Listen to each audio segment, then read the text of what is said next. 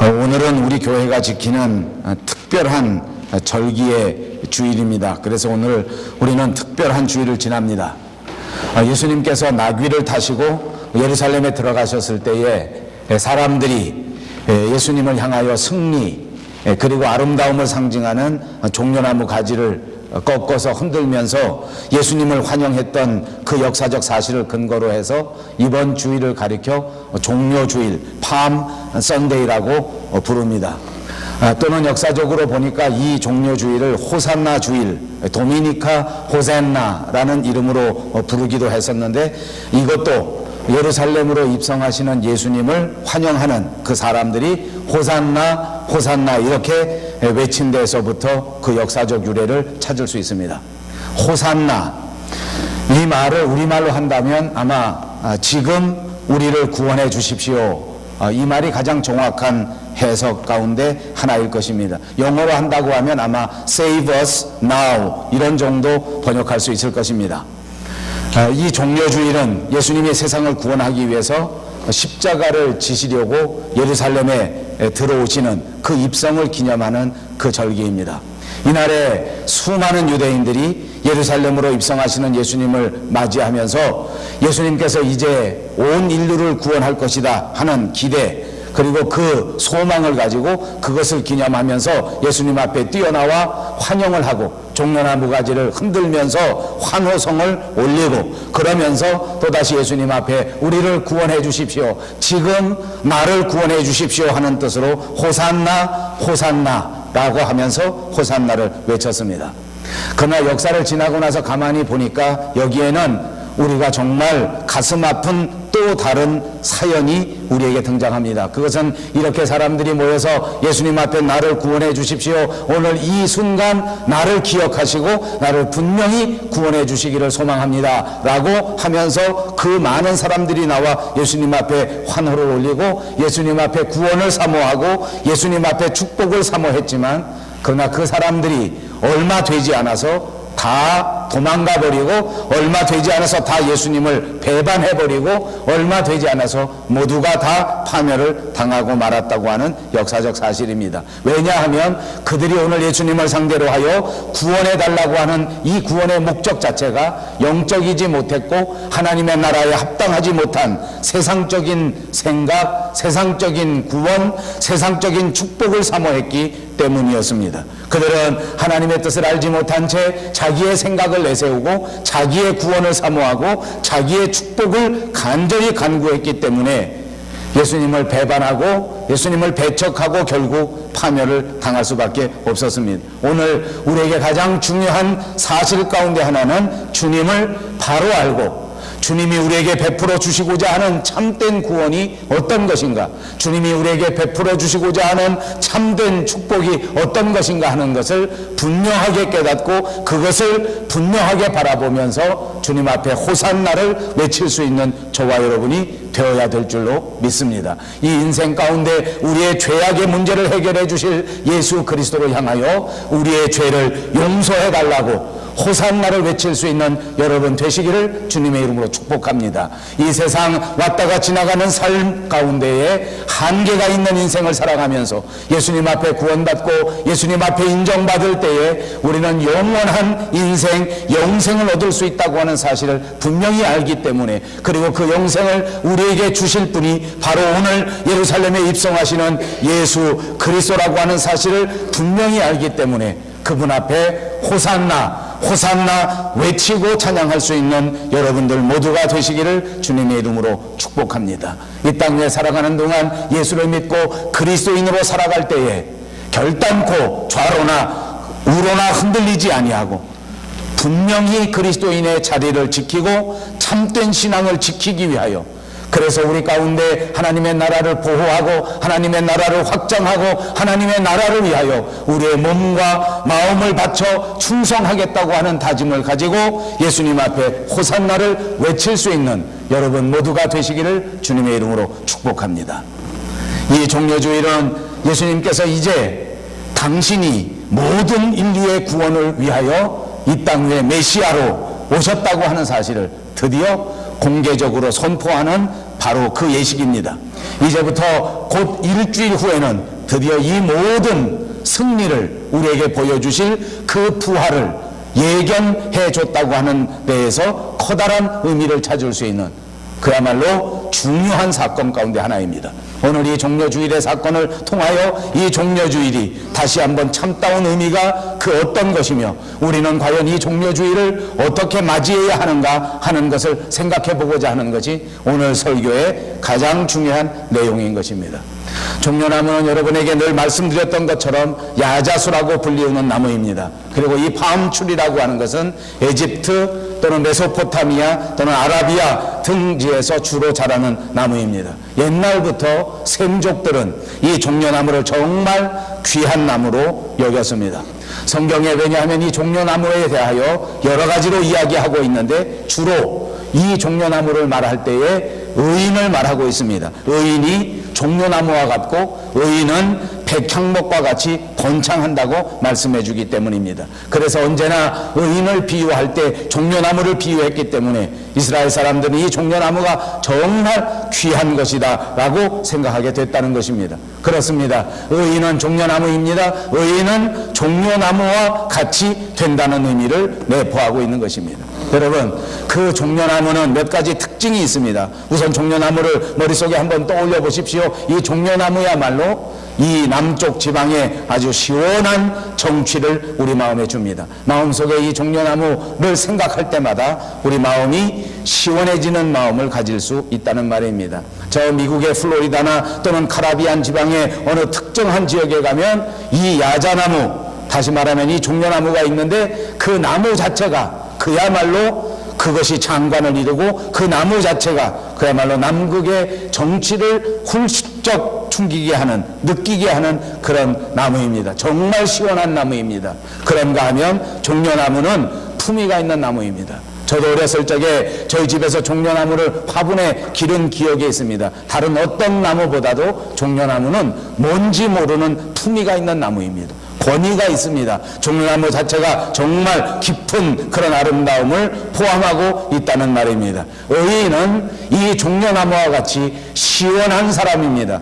의인은 이 종려나무와 같이 하나님 앞에서 그리고 사람 앞에서 품위가 있는 사람이 된다는 말씀인 줄로 믿습니다. 사랑하는 여러분, 여러분들 모두가 종려나무와 같이 이 땅 위에 살아가는 동안 시원한 사람 되시기를 주님의 이름으로 축복합니다.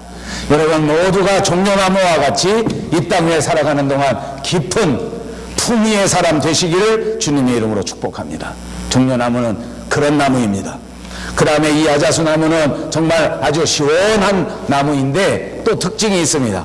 이 시원한 나무라고 하는 것은 여름철 뜨거운 햇볕 가운데 바람이 부는 것을 상징하지 않습니까? 우리가 종려나무를 상상하면 바람 부는 것을 동시에 상상해 볼 수 있습니다. 오래전에, 그리 오래되지 않았습니다만은 아마 우리 밴쿠버에서도 역사상 볼 수 없는 그런 바람이 한번 몰아친 적이 있습니다.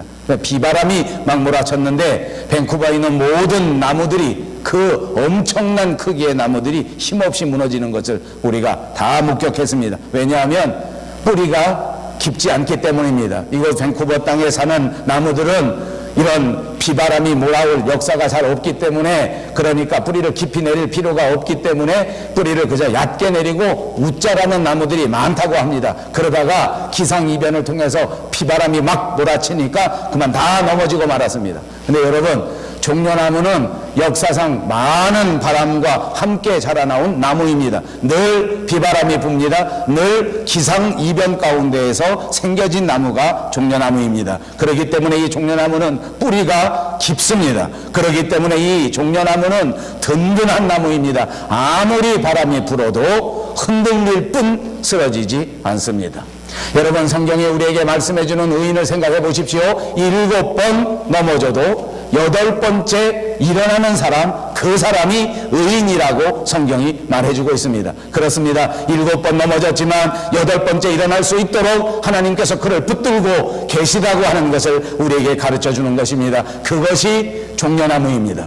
이 땅에 살아가는 저와 여러분 그리스도인들을 하나님께서는 붙잡으셔서 7번 넘어질지언정 비록 쓰러지고 넘어지는 한이 있다고 할지라도 결단코 완전히 쓰러지지 않고 반드시 다시 일어나게 된다는 하나님의 말씀인 줄로 믿습니다. 그러므로 여러분, 하나님을 향한 믿음을 굳게 하십시오. 결단코 쓰러지지 않는 위대한 축복이 여러분에게 넘쳐나게 될 줄로 믿습니다.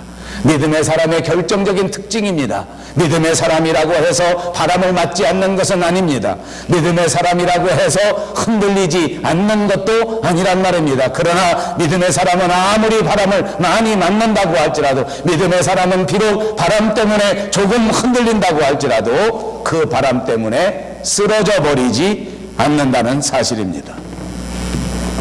그리고 또 이 종려나무는 대추 야자라고 하는 열매를 맺는 나무입니다. 이 야자나무의 열매는 대추 야자라고 하는데 이것은 식용 열매입니다. 이것이 우리 사람의 몸에 아주 유익한 열매라고 합니다. 그리고 이 열매뿐만 아니라 그 잎으로는 돗자리를 만들고 또 바구니를 만들고 그 씨를 가지고는 갈아서 짐승의 먹이로 만드는 그런 나무입니다. 그러니까 이 야자나무는 하나도 버릴 것이 없는 나무라 그 말입니다. 아라비아 사막에 사는 사람들에게 있어서 생존에 절대적으로 필요한 나무가 이 야자나무입니다. 여러분, 사람은 물도 마셔야 되고 사람은 소금도 있어야 되고 사람은 당분도 있어야 합니다. 요즘 보니까 우리는 건강을 위해서 소금을 전혀 먹지 말아야 된다, 건강을 위해서 단 것은 절대 입에도 대지 말아야 된다, 이렇게 말하는 사람들이 많습니다. 그것은 우리가 이미 너무나 많은 소금을 섭취하고 우리가 너무나 많은 당분을 먹고 있기 때문이지, 사실은 소금을 하나도 먹지 않으면 사람은 살 수가 없습니다. 사람이 당분을 섭취하지 않는다고 하면 사람이 건강을 유지할 수 없다 그 말입니다. 여러분, 옛날 이스라엘 지역의 사막 지역에서는 특별히 필요한 것이 소금과 당분이었습니다. 그런데 이 광야에서 당분을 구하기는 정말 어렵습니다. 그런데 이 대추 야자야말로 정말 당분을 많이 포함하고 있고 그 맛 자체도 그야말로 꿀같이 단 그런 열매입니다. 그래서 역대하 31장 5절 말씀에 보니까 이 꿀이 대추 야자를 상징하는 말로서 등장하고 있는 것입니다. 그 껍질을 벗기고 그리고 잘 가공을 하면 그것이 정말 먹기 좋은 꿀처럼 단 과일이 되는데, 그 과일이 풍성하게 열리는 것이 바로 이 종려나무, 이 야자수 나무인 것입니다. 그리고 이 나무 열매는 하나만 열리는 것이 아니라 정말 한 덩어리가 큼직큼직하게 열리기 때문에 그것이 정말 사람들에게 큰 유익을 주는 나무가 바로 종려나무입니다. 여러분, 의인이라고 하는 것은, 이 믿음의 사람이라고 하는 것은 이 종려나무와 같다는 것입니다. 종려나무는 열매를 맺습니다. 그냥 겉보기에만 잎만 무성한 나무가 아니란 말입니다. 그러므로 믿는 사람은 겉보기만 좋은 사람이 아니라 연단 속에서도 환난 속에서도 어려움 속에서도 세월이 가면 갈수록 더 좋은 열매를 맺는 사람이 의인인 것을 믿으시기 바랍니다. 여러분, 믿음의 사람이란 바로 그런 사람이어야 한다는 말입니다. 이 세상 살아가는 동안 겉만 보기 좋은 사람 되면 안 됩니다. 순간적으로만 좋은 사람이면 안 된단 말입니다. 계속해서 세월이 가면 갈수록 더 좋은 사람이 되고, 세월이 가면 갈수록 더 성숙한 사람이 되고, 세월이 가면 갈수록 더 좋은 열매를 맺는 사람이 믿음의 사람이 된다는 말씀입니다. 그렇습니다. 좋은 열매를 맺고 단 열매를 맺고 그것을 하나만 맺는 것이 아니라 한 덩어리를 맺어서 점점 더 많은 사람들에게 유익을 줄 수 있는 사람, 그 사람이 믿음의 사람이요, 그 사람이 의인이라고 말씀드릴 수 있는 것입니다. 여러분, 하나님을 잘 믿는 믿음의 사람들은 반드시 열매를 맺게 되는 것입니다. 하나님을 믿는 믿음의 사람들은 열매를 맺되 좋은 열매를 맺게 되는 줄로 믿습니다. 이렇게 좋은 열매, 이렇게 유익한 열매를 맺는 야자나무, 이 종려나무를 이 꺾어 들고 예수님이 예루살렘에 입성할 때에 많은 사람들이 이 종려나무 가지를 흔들면서 예수님을 환영한 것입니다. 그래서 그것이 종려주일이 된 것입니다. 원래 이 종려나무 자체가 이런 깊은 영적 의미를 가지고 있고 이것이 신앙적인 사람들을 더 비유하는 그런 뜻을 가지고 있는 나무였는데, 오늘 예루살렘에 입성하시는 예수님을 환영할 때에 사람들이 이 나무가지를 꺾어 들고 예수님을 환영했기 때문에 이것을 종려주일이라 부른다 그 말입니다. 또 시편 92편 12절에 보니까 이 종려나무가 상징하는 것이 이 말씀 안에 등장하는데, 종려나무는 번영을 상징하고 종려나무는 바로 아름다움을 상징하는 나무입니다. 그리고 이 나무는 오래전서부터 거룩한 나무라고 다루어진 나무입니다. 그래서 초막절례는 절기마다 날마다 회당에서 이 종려나무 가지를 흔들었던 그런 역사적 기록도 있는 것입니다. 특별히 주 166년경 이 마카비 시대에는 모든 왕조에서 종려나무를 승리의 상징으로 만들고 모든 사람들이 이 종려나무를 거룩한 나무라고 인정해서 그 나무를 거룩한 나무로 생각했던 그런 역사적 기록도 있습니다. 그러므로 오늘 이렇게 해서 이 모든 것들이 합력하여 예수님의 가장 중요한 절기에 종려나무를 가지고 종려주일이 생겼다고 하는 것, 이것이 바로 종려주일의 의미인 것입니다. 이것이 어떤 의미가 있는가 하는 것은 말씀드린 것처럼 우리 마음속에 종려나무와 같은 그리스도인이 되어야 하겠다 하는 것을 말씀드렸습니다. 이제 이 이스라엘 사람들, 이 예루살렘에서 입성하는 예수님, 그리고 이 백성들 사이에는 어떤 의미가 있는 것인가? 예수님께서 오늘 예루살렘에 입성했을 때에 백성들이 모두 나와 종려나무 가지를 흔들면서 호산나 호산나 하고 외쳤던 이 사건은 과연 어떤 의미가 있는가? 왜 이 사람들이 예수님 오실 그때에 나뭇가지를 들고 와서 이렇게 크게 환영을 할 수 있었겠는가? 여러분, 예수님께서 오늘 예루살렘에 들어오시는 이 입성의 이유가 있었기 때문입니다. 오늘 예수님께서 예루살렘에 입성하는 이유를 이 유대인들이 알았기 때문에 모두가 뛰어나온 것입니다. 모든 일을 제쳐놓고 예수님 만나러 나온 것입니다. 여러분 한번 생각해 보실까요? 사실 예수님의 인생을 돌이켜보면 예수님은 사람들에게 별로 환영을 받지 못했었습니다. 사실 예수님이 와서 공생의 삶을 살았지만 그가 설교하고 많은 사람들에게 깊은 감동을 주었지만 그러나 사람들은 회개하지 않았습니다. 그리고 진정으로 예수님을 따라가지는 않았던 것 같습니다. 오히려 그 사람들 가운데 바리새인들이나 서기관들이나 사두개인들이나 종교 지도자들이나 외식하는 모든 외식주의자들이 오히려 예수님의 말씀에 꼬투리를 잡고 오히려 예수님의 말씀을 어떻게 하든지 핍박해야 되겠다고 생각해서 예수님을 비난하고 예수님을 욕했습니다. 생각해 보십시오. 사실 예수님은 출생할 때서부터 핍박을 받았습니다. 다른 사람들은 태어날 때에 많은 사람들의 환영을 받고 많은 사람들의 축복의 박수 가운데 태어나는 것이 보통 있는 일이었는데도 불구하고 예수님은 출생 때서부터 핍박을 받지 않았습니까? 어린 유아기를 애굽에서 피난 생활하면서 숨어서 살아야 하는 그런 삶을 살았습니다. 그리고 나사렛에 돌아왔을 때에도 그저 그 소년기가 암울하기 끝이 없었습니다. 숨어 살아야 되었기 때문입니다. 갈릴리 지방을 다니시면서 말씀을 증거할 때에 사람들은 예수님을 비난하면서 그 말씀을 듣고 은혜 받은 사람도 있었지만 대부분 많은 사람들이 예수님을 가리켜 정신이 도운 사람이다, 예수님을 가리켜 마귀가 들린 사람이다, 예수님을 가리켜 저가 귀신이 들렸다라고 그렇게 비난하고 그렇게 욕했습니다. 많은 사람들이 예수님을 보고 시기하기 시작했습니다. 예수님의 놀라우신 기적의 말씀을 보면서 질투하기 시작했습니다.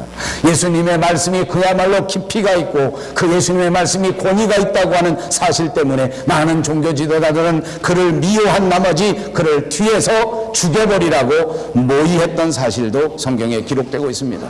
한 번도 사람들에게 박수를 받지 못했습니다. 한 번도 사람들에게 칭찬을 듣지 못했습니다. 기껏해야 어린아이들이 예수님을 찬양하면서 예수님을 찬송하면서 예수님을 칭찬하면서 돌아다녔던 것이 겨우 끝이었습니다. 영광을 받으시기에 합당한 분인데도 불구하고 사람들은 그에게 영광을 돌리지 않았습니다. 모든 것을 다하여 환영하고 맞이해야 될 분인데도 불구하고 그분을 영접하지 않았습니다. 자기 나라, 자기가 다스리는 나라 그 땅에 왔는데 그를 영접하지 않았다는 것입니다. 그 예수님을 이제 그 마지막 가는 길, 이제 십자가 지실 준비를 하고 예루살렘에 올라가는 그 무거운 길, 그 엄청난 고난의 길, 그때에서야 그를 환영하고 그를 영접하려고 사람들이 뛰쳐나온 것입니다. 그것마저도 아까 말씀드린 것처럼 진정한 믿음을 가지고 나온 것이 아니었습니다. 영적인 그런 소망을 가지고 나온 것이 아니었습니다. 세상적인 욕망, 세상적인 소망, 세상적인 축복을 바라고 나왔기 때문에 이것이 예수님에게 진정한 격려가 되고 진정한 축복이 되었는지 저는 의심할 수밖에 없습니다. 사람들이 정말 환영하고 사람들이 정말 환호해야 할 것은 예수 그리스도입니다. 오늘 제가 교회를 오느라고 저 코키틀람 센터 그 사거리를 우회전해서 돌아오는데 보니까 옛날 우리 한국의 마술사들이 돌아다니면서 천막 치고 하는 것처럼 어린아이들이 놀이터 만들어 놓은 거, 그 놀이터 정말 조잡스럽기 짝이 없는 그런 놀이터 있는데 거기 아이들이 얼마나 많은지 정말 크게 부흥된 것을 제가 보았습니다. 모든 아이들이 다 거기 나와 있는. 제가 오늘 설교 준비 이렇게 해가지고 오늘 이 설교해야 되는데 와보면서 그게 느껴져요. 맞아.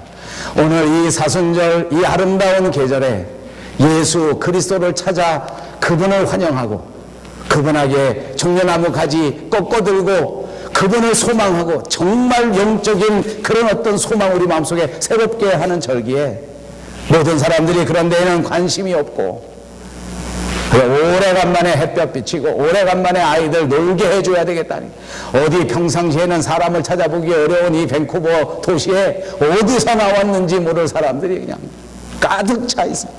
여러분 가시면서 한번 보십시오. 여러분 오늘 예수님이 오시면 오늘 우리 주님 앞에 예배하고 정말 주님을 위하여 우리의 몸과 마음을 바쳐야 하겠다, 우리의 영원한 생명을 구속해 주신 예수님의 은혜에 감사하면서 살아야 하겠다 하면서 진실한 마음을 붙들고 하나님 앞에 예배하는 저와 여러분을 기뻐하시고 우리들을 통하여 하나님 다시 한번 격려를 받고 예수님의 십자가의 길에 위로를 받고 새 힘을 받으실 줄로 믿습니다. 그러나 더 많은 사람들이 안타깝게도 예수님을 위로하지 못하고 예수님에게 힘을 드리지 못한 채 오늘도 세상을 따라 육신의 정욕과 이생의 자랑을 따라 아무 생각 없이 아무 마음 없이 그냥 세상적 성공을 향해 달려가는 모습이 얼마나 안타까운지 모릅니다. 여러분 사실 예수님이 지신 십자가, 오늘 예수님이 예루살렘에 들어와 그 고통의 길을 걸어가셔야 할 십자가의 길은 반드시 가셔야 할 길이었습니다. 무거운 길입니다. 우리 인류의 구원을 위해서는 정말 할 수밖에 없는 일이었습니다. 그러나 그 예수님 자신의 마음속에도 정말 이 길이야말로 엄청난 고난의 길이요, 이 길이야말로 정말로 무거운 길이었기 때문에 예수님의 마음도 어둡고 예수님의 마음도 무거우셨을 것입니다. 그는 이제 죽으셔야 합니다. 우리의 죄악을 담당하기 위하여 당신의 몸과 당신의 물과 당신의 피를 아낌없이 던지셔야 할 것입니다. 그래 모든 인류의 죄악을 위하여, 모든 인류의 잘못을 위하여, 모든 인류의 저주를 위하여 십자가를 지고 골고다 언덕길을 올라가시려고 하는데, 그런데 그렇게 목숨 바쳐 구원해 줄 이 모든 사람들이 예수님에 대하여 알지 못하고 있다는 것입니다. 예수님에 대하여 깨닫지 못하고 있다는 것입니다. 인생의 깊은 영적 의미를 깨닫지 못한 채 얄팍한 쾌락을 향하여, 얄팍한 세속적 성공을 향하여 뛰어가고 있는 것입니다. 이것을 보시는 예수님의 심정을 우리 모두가 다시 한번 생각해 보시기를 바랍니다. 예수님은 하나님의 아들입니다. 이 땅 위에 오실 때서부터 하나님의 아들이었습니다. 그분은 십자가 지셨을 그때에도 하나님의 아들이었습니다. 그분은 기필코 약속하신 그대로 3일 만에 부활하셨기 때문에 그분은 분명히 하나님의 아들이신 것입니다. 우리의 구세주이십니다. 그분이 우리를 구속하신 것입니다. 그의 죽음은 우리를 위하여 죽은 것입니다. 그의 죽음은 우리의 구속을 위하여 아낌없이 던져주신 그분의 보배로운 대속의 죽음입니다. 여러분 우리의 인생의 길이 과연 어디에 있습니까? 예수님이 우리에게 말씀해 주신 그대로 나는 길이요 나는 진리요 나는 생명이라고 말씀하신 예수 그리스도 그분 안에 우리 인생에 길이 있다고 하는 사실을 기억하시기를 바랍니다. 예수님의 십자가 그 죽으심, 우리의 죄를 대신하여 죽으심이요 그 죽으심을 통하여 우리는 그분을 믿고 하나님의 자녀가 될 수 있는 것입니다. 이제 그분을 믿고 그분을 의지하여 이 땅 위에 살아가는 동안 하나님이 우리를 위하여 예비하신 하나님의 길을 발견하게 될 줄로 믿습니다. 여러분 사실 우리가 하나님을 믿고 하나님 앞에 구원받는다고 하는 이 사실은 정말 이해하기가 어렵습니다. 저는 신학을 공부한 목사입니다. 그러나 하나님 앞에서 우리의 죄악의 문제가 깨끗하게 해결됐다고 하는 것은 정말 제 마음속으로 이해하기가 어렵습니다.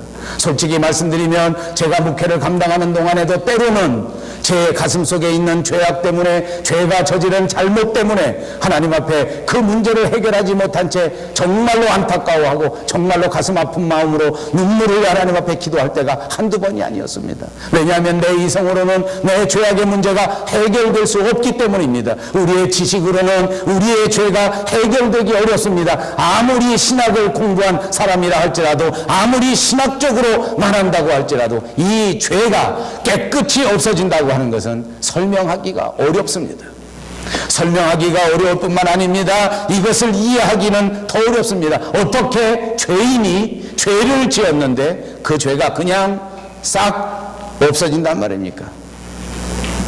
이거 정말 어렵습니다.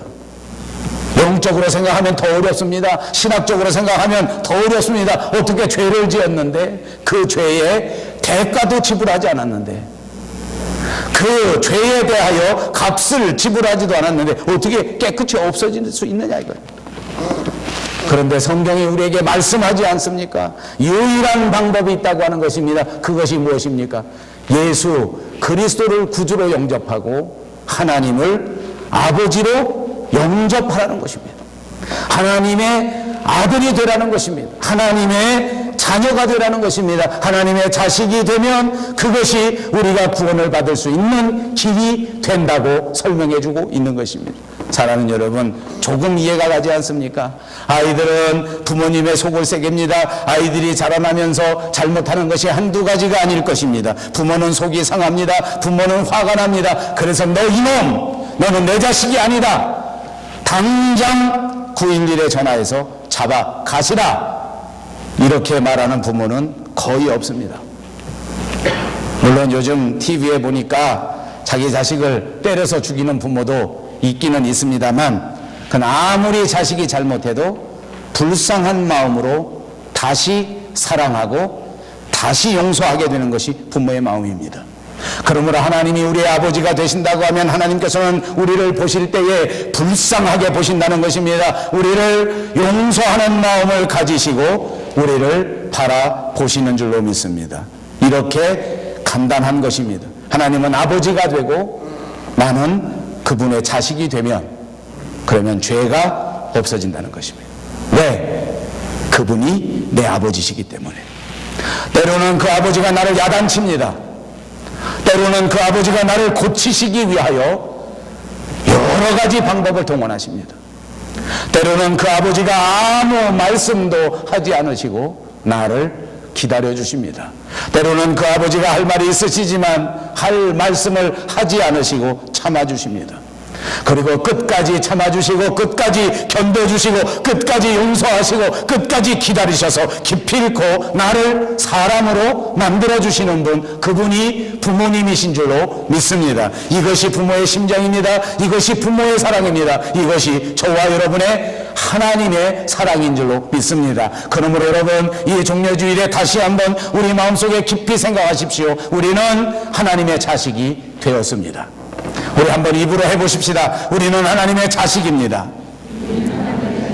하나님을 아버지라고 부릅니다. 이제는 우리에게 중요한 것이 있습니다. 하나님의 자식답게 살아야 하는 것입니다. 하나님의 자식답게 예수 그리스도를 통하여 죄의 사함을 받았으므로 다시는 죄의 노예가 되어서는 안 됩니다. 다시는 죄와 가까이 해서는 안 됩니다. 다시는 죄악의 그림자 속에도 가까이 하지 않는 저와 여러분이 되시기를 바랍니다. 이제는 우리를 구원하신 예수 그리스도만 우리 마음속에 간직합니다. 예수 그리스도 이외에는 그 어떤 것도 구원받을 만한 이름이 없다고 하는 사실을 기억하십시오. 하나님께서는 그 아들을 이 땅에 보내주시고 하나님께서는 그 아들을 십자가 위에 죽게 하셨고 하나님께서는 그 아들을 3일 만에 일으키셔서 부활하게 하셨습니다. 그리고 이 부활하신 예수 그리스도 그 아들을 믿음으로 우리까지 하나님의 자식이 되게 만드셨습니다. 이제 하나님의 자식이 된 사람들은 누구든지 죄 사함을 받고, 이제 하나님의 자식이 된 사람은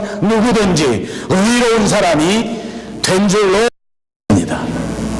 이것에 확신이 없기 때문에 우리에게 믿음이 흔들리고, 이것에 확신이 없기 때문에 우리의 삶에 생명이 없고, 이것에 확신이 없으니까 용서가 없고, 이것에 확신이 없으니까 천국의 확신이 없는 것입니다. 예수님을 영접하면 하나님을 아버지라고 부를 수 있게 되는 것입니다.